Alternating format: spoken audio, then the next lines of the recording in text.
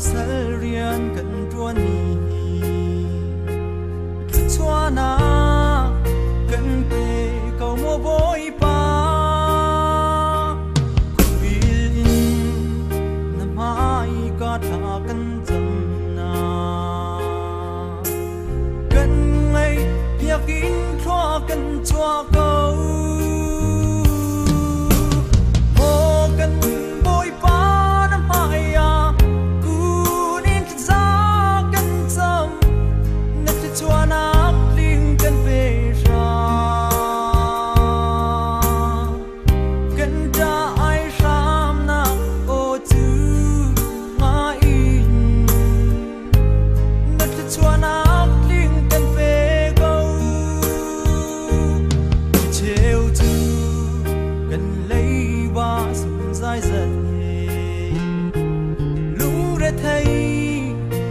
sang áo mi dòng cân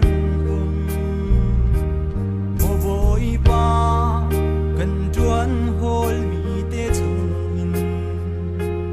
phất chua nạc cần bê cầu mô bội ba lấy ba ngư cứ thiang chung ngã cần chân cần dâm biếc in khó cần chua cầu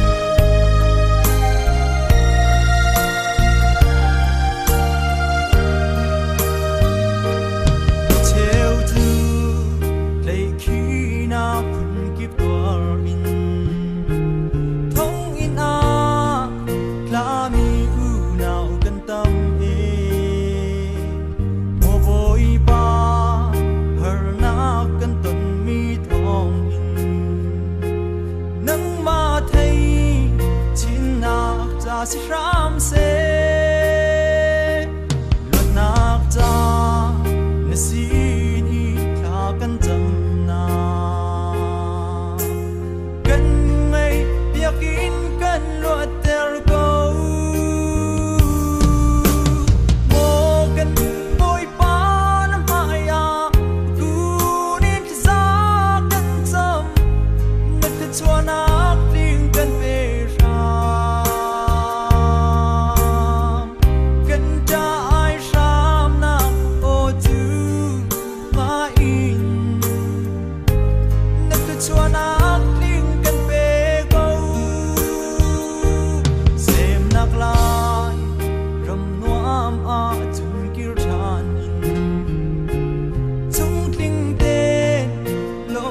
chim chan ram se mo boy pa kan kil veng ram ko boy pa tha kan cham nang long kan in bao chan sung par lian man nak upat nak lial de na chung a lung se tia tha kan